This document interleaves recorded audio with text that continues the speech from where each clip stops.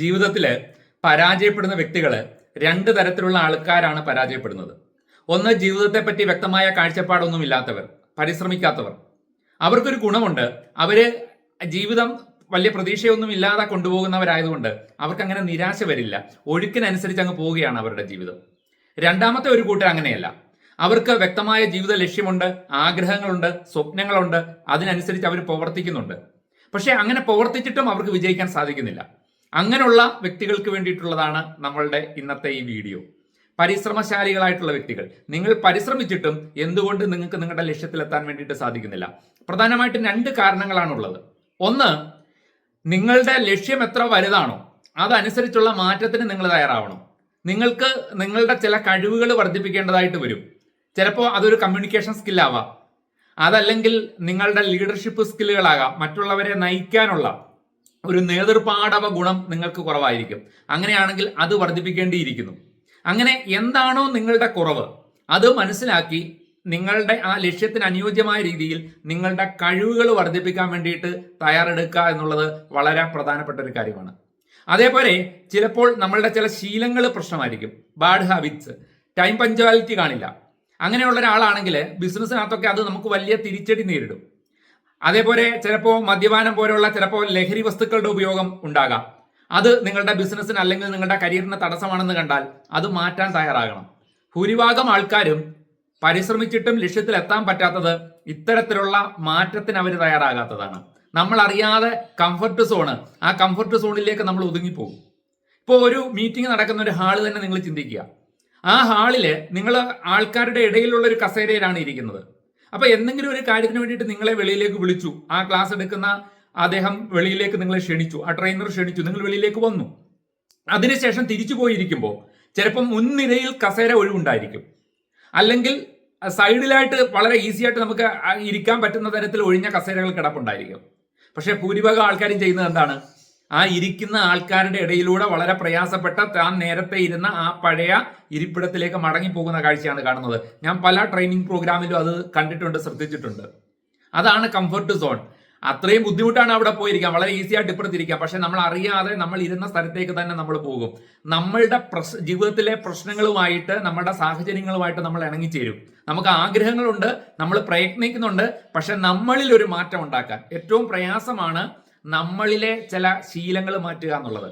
അങ്ങനെ നിങ്ങളുടെ ശീലങ്ങൾ മാറ്റാനും നിങ്ങളുടെ കഴിവുകൾ വർദ്ധിപ്പിക്കാനും നിങ്ങൾ തയ്യാറായില്ലെങ്കിൽ തീർച്ചയായും നിങ്ങൾ ഉദ്ദേശിക്കുന്ന വിജയം അല്ലെങ്കിൽ നിങ്ങൾ എടുക്കുന്ന എഫർട്ടിനനുസരിച്ചുള്ള നേട്ടം നിങ്ങൾക്ക് ഉണ്ടാക്കിയെടുക്കാൻ സാധിക്കില്ല എന്നുള്ളതാണ് സത്യം. രണ്ടാമത് പ്രധാനപ്പെട്ട ഒരു വസ്തുതയാണ് നിങ്ങളുടെ കൂട്ടുകെട്ട്. നിങ്ങൾ ആരുടെ കൂടാണ് നിങ്ങളുടെ ഈ ഒരു ലക്ഷ്യത്തിന് വേണ്ടിയിട്ടുള്ള യാത്രയിൽ ആരോടൊപ്പമാണ് നിങ്ങൾ പോകുന്നത് എന്നുള്ളത്. ഒരു ഉദാഹരണം പറയാം. നിങ്ങൾക്ക് ഷോപ്പിങ്ങിന് വേണ്ടിയിട്ട് പോവുകയാണ്. അപ്പം ഷോപ്പിങ്ങിൽ തീരെ താല്പര്യമില്ലാത്ത ഒരാളെ നിങ്ങൾ കൂടെ കൂട്ടി, എന്തായിരിക്കും സംഭവിക്കുക? നിങ്ങൾ ഒരു ടെക്സ്റ്റൈൽ ഷോപ്പിൽ നിങ്ങളൊരു ഷർട്ട് എടുക്കാൻ വേണ്ടിയിട്ട് പോയതാണ്. നിങ്ങൾ അവിടെ ഷർട്ട് എടുത്ത് ഇട്ട് നോക്കുമ്പോൾ അത് കൊള്ളാമോ എന്ന് സ്വാഭാവികമായിട്ടും കൂടുതലുള്ള ആളിനോട് അഭിപ്രായം ചോദിക്കും. അങ്ങനെ അഭിപ്രായം ചോദിക്കുമ്പോൾ ഷോപ്പിങ്ങിൽ താല്പര്യമില്ലാത്ത ആളെന്ത് പറയും? വളരെ പെട്ടെന്ന് തന്നെ പറയും, ആ കൊള്ളാം, അടിപൊളിയായിട്ടുണ്ട്, വാ പോകാമെന്ന് പറയും. കാരണം അദ്ദേഹത്തിന് പെട്ടെന്ന് ഷോപ്പിംഗ് നിർത്തണം. ശരിയായിട്ടുള്ള അഭിപ്രായം അദ്ദേഹം പറയില്ല. അല്ലെങ്കിൽ നിങ്ങൾ സമ്മർദ്ദം ചെലുത്തും, സമയം പോകുന്നു, കുറെ നേരമായില്ലേ, ഒരെണ്ണം സെലക്ട് ചെയ്യും. അപ്പം തീർച്ചയായിട്ടും നിങ്ങൾക്ക് അനുയോജ്യമായത്, നിങ്ങൾക്ക് ഇഷ്ടപ്പെട്ടത് നിങ്ങൾക്ക് സെലക്ട് ചെയ്യാനുള്ള സാവകാശം അവിടെ കിട്ടില്ല. നമ്മളൊരു യാത്ര പോകുന്നു, യാത്ര പോകാൻ ഇഷ്ടമില്ലാത്ത ആളെ യാത്രയിൽ കൂടെ കൂട്ടിയാൽ എങ്ങനെ ഇരിക്കും? ആ ആൾ എപ്പോഴും ആ യാത്രയെ വിരസമാക്കിക്കൊണ്ടിരിക്കും, എപ്പോഴും നെഗറ്റീവ് നമ്മളോട് പറഞ്ഞുകൊണ്ടിരിക്കും, ഇല്ലേ? നമ്മളൊരു ഓട്ട മത്സരം നടത്തുമ്പോൾ, അല്ലെങ്കിൽ നമ്മൾ ഓടുമ്പോൾ, അല്ലെങ്കിൽ നമ്മൾ നടക്കുമ്പോൾ നമ്മളുടെ വഴിയിലുള്ള കല്ലുകൾ നമുക്ക് പ്രശ്നമല്ല. നമ്മളൊരു പാദരക്ഷ ഇട്ടാൽ, നമ്മളൊരു ഷൂ ഇട്ടാൽ നമുക്ക് ആ കല്ലും മുള്ളും ഒക്കെ നമുക്ക് അത് ജീവിക്കാൻ സാധിക്കും. പക്ഷെ നമ്മുടെ ഷൂവിനകത്തൊരു മണൽത്തരി കയറിയിട്ടുണ്ടെങ്കിലോ? നിസാരമാണ്. വെളിയിലുള്ള കല്ലിനേക്കാൾ വളരെ ചെറുതാണ് മണൽത്തരി. പക്ഷെ ആ മണൽത്തരി നമ്മളുടെ കാലിനെ മുറിവേൽപ്പിക്കും, നമ്മളുടെ ആ ലക്ഷ്യത്തെ എന്ത് ചെയ്യും? തടസ്സപ്പെടുത്തും. ഇതേപോലെയാണ് നാം ഒരു ലക്ഷ്യത്തിന് വേണ്ടിയിട്ട് നാം പ്രയത്നിക്കുമ്പോൾ ആ ലക്ഷ്യത്തിൽ താല്പര്യമില്ലാത്ത, അതിനോട് മാനസികമായിട്ട് യോജിപ്പില്ലാത്ത, വിയോജിപ്പുള്ള വ്യക്തി, അങ്ങനെയുള്ള വ്യക്തികളാണ് നമ്മളുടെ കൂടെ ഉള്ളതെങ്കിൽ തീർച്ചയായും നമുക്ക് വിജയിക്കാൻ വേണ്ടി സാധിക്കില്ല. അതിന്റെ കാരണം എന്താണെന്ന് ചോദിച്ചു കഴിഞ്ഞാൽ, നമ്മുടെ എല്ലാവരുടെയും മനസ്സിൽ നെഗറ്റീവ് ഉണ്ട്. പോസിറ്റീവ് മൈൻഡും ഉണ്ട്, നെഗറ്റീവ് മൈൻഡും ഉണ്ട്. നിങ്ങളൊരു കാര്യം ചെയ്യാൻ പോകുമ്പോൾ, പ്രത്യേകിച്ച് നിങ്ങൾക്ക് വളരെ ഉചിതമായ ഒരു കാര്യമാണ് നിങ്ങൾ ചെയ്യാൻ പോകുന്നത്, നിങ്ങളുടെ ജീവിതത്തിൽ വലിയ മാറ്റം വരുത്തുന്ന ഒരു സംഭവമാണ് നിങ്ങൾ ചെയ്യാൻ പോകുന്നതെങ്കിൽ, നിങ്ങളുടെ മനസ്സിലെ നെഗറ്റീവ് മനസ്സ് എപ്പോഴും അതിനെ പിന്തിരിപ്പിക്കാൻ വേണ്ടി ശ്രമിച്ചുകൊണ്ടിരിക്കും, നിങ്ങളെ നിരുത്സാഹപ്പെടുത്തിക്കൊണ്ടിരിക്കും. നിങ്ങൾക്ക് അതിന് കഴിയില്ലെന്ന് നിങ്ങളുടെ മനസ്സ് തന്നെ നിങ്ങളോട് പറയും. നമുക്ക് ആ ലക്ഷ്യത്തിലുള്ള തീവ്രമായ ആഗ്രഹം കൊണ്ടാണ് നമ്മൾ ഈ നെഗറ്റീവ് മൈൻഡിനെ അതിജീവിക്കുന്നത്. വെറുതെ ഇരിക്കുന്നതാണ് എല്ലാവർക്കും ഇഷ്ടം. അവിടെ നമ്മൾ ഹാർഡ് വർക്ക് ചെയ്യുന്നത് എന്തുകൊണ്ടാണ്? ആ ലക്ഷ്യത്തിനോടുള്ള പ്രേമം കൊണ്ടാണ്. അപ്പോൾ അങ്ങനെ നമ്മൾ ബോധപൂർവം നമ്മളുടെ ആ തടസ്സത്തെ നമ്മൾ ഒഴിവാക്കാൻ ശ്രമിക്കുമ്പോൾ, ആ ലക്ഷ്യത്തിനോട് താല്പര്യമില്ലാത്ത ആളുകളെ നിങ്ങൾ നിങ്ങളുടെ കൂടെ കൂട്ടിയിട്ടുണ്ടെങ്കിൽ അവർ നിങ്ങളെ നിരുത്സാഹപ്പെടുത്തും. നിങ്ങളുടെ ഈ നെഗറ്റീവ് മൈൻഡിനെ അവർ ആളി കത്തിക്കും. ആ ഒരു ലക്ഷ്യത്തിലേക്ക് നിങ്ങൾക്ക് എത്താനുള്ള പ്രയാസത്തെ പറ്റി, എത്തിക്കഴിഞ്ഞാൽ തന്നെ വലിയ കാര്യമില്ല എന്നൊക്കെ പറഞ്ഞിട്ട് നിങ്ങളെ നിരുത്സാഹപ്പെടുത്താൻ വേണ്ടി ശ്രമിക്കും. തീർച്ചയായിട്ടും അപ്പോൾ നമുക്ക് പരാജയം വന്നു കഴിഞ്ഞാൽ വീണ്ടും പരിശ്രമിക്കാനുള്ള മനസ്സ് കിട്ടത്തില്ല. നമ്മൾ വളരെ പെട്ടെന്ന് ക്വിറ്റ് ചെയ്യും.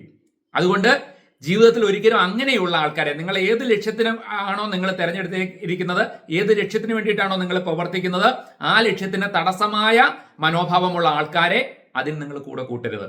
നിങ്ങൾക്ക് വ്യക്തമായ ലക്ഷ്യമുണ്ട്, നിങ്ങൾ പരിശ്രമിക്കുന്നുണ്ട്, എന്നിട്ടും നിങ്ങൾക്ക് വിജയിക്കാൻ പറ്റുന്നില്ലെങ്കിൽ ഏറ്റവും പ്രധാനമായിട്ട് വരുന്നത് ഈ 2 കാരണങ്ങളാണ്. ഒന്നാമത്തെ കാരണം, നാം അതിനായിട്ട് മാറ്റത്തിന് തയ്യാറാകുക.